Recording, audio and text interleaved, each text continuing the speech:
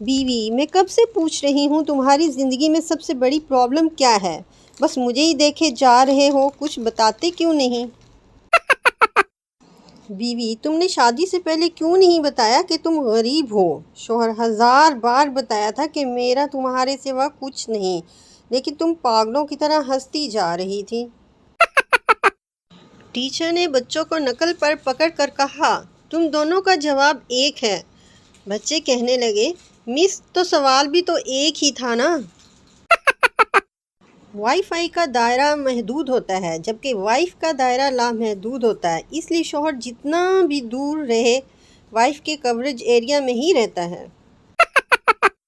اب میں نے پکا ارادہ کر لیا کہ بیگم سے بالکل نہیں ڈرنا، اب بس اس ارادے پر عمل کرتے ہوئے ڈر لگ رہا ہے۔ ایک عورت روزانہ بس والے کو کاجو اور بادام کھانے کو دیتی تھی۔ بس والا: اماں آپ روزانہ مجھے یہ کیوں دیتی ہیں؟ بوڑھی عورت بولی، بیٹا دانت تو رہے نہیں، چوس کر پھینک دینا اچھا نہیں لگتا۔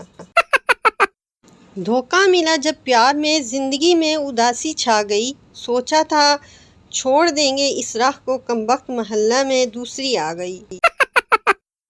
پیٹ کا بھی اپنا ایک چھوٹا سا دل ہوتا ہے جو صرف biryani, pizza, burger, ice cream اور چائے پر ہی فدا ہوتا ہے۔ ایک صاحب کی بیوی فوت ہو گئی۔ ایک خاتون ان سے ملنے آئی اور بولی، میں آپ کی بیوی کی بہت قریبی سہیلی ہوں، کیا مجھے اس کی کوئی نشانی مل سکتی ہے؟ مرد نے آنسو بھری آنکھیں اوپر اٹھا کر کہا، کیا مجھ سے کام چل جائے گا؟